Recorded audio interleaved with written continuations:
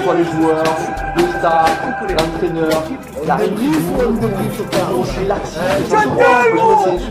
Salut à tous, on se retrouve pour le débrief des débriefs après la victoire de l'Olympique de Marseille à Reims. Qu'en ont pensé les médias et autres youtubeurs et autres amuseurs de la galerie publique?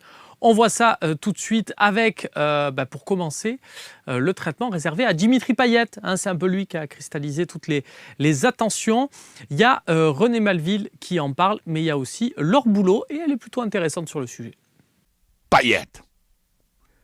Alors là, j'avertis tout le monde. Le premier que je vois sur les réseaux sociaux, antenne, mais tu vois Payet maintenant tout de suite, je le bloque.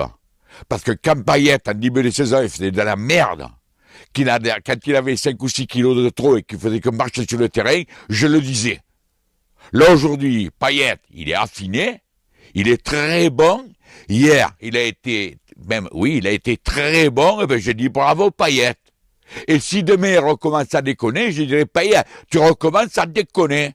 Si tu remarques, Payet, en fait, il y a des joueurs qui ont une motivation naturelle. Et en fait, Payet, on a l'impression que le principal problème qu'il a, c'est que c'est un joueur qui n'arrive pas à se motiver. Après, les hommes sont comme ils sont, j'ai envie de dire. Exactement. Mais ça, je pense que c'est une de ses plus grandes faiblesses.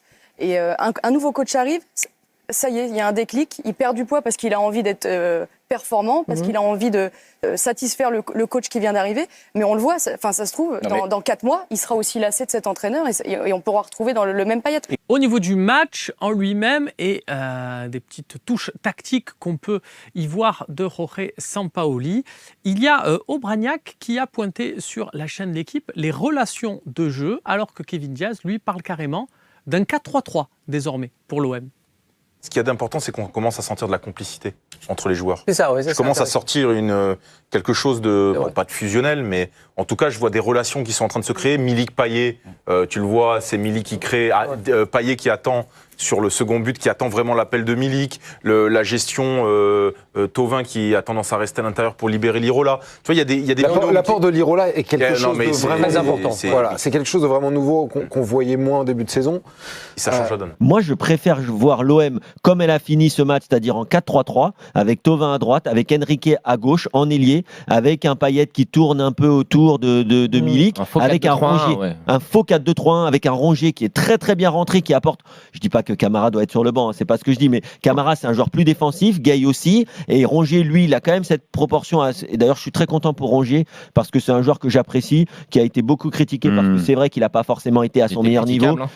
On termine avec Bengous qui, à sa manière, pose les enjeux de la fin de saison. Tu fais les sympas, tu fais le sympa au lit, tu vois. Tu fais les sympas. Qu'est-ce qu'on fait? On y va de cette Coupe d'Europe? Parce qu'en plus, c'est pas la qualification on ne sait pas encore. Bon, bref.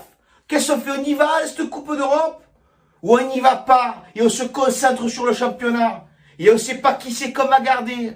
Et Camara, peut-être il bouge. Je ne sais pas qu'est-ce qu'il fait l'autre. Milik, Sambi. Il est plein de photos, pas des photos, le machin, le truc. On dirait qu'il se régale. Et j'ai vu qu'il a marqué le truc. Ouais, Milik, peut-être pas sûr.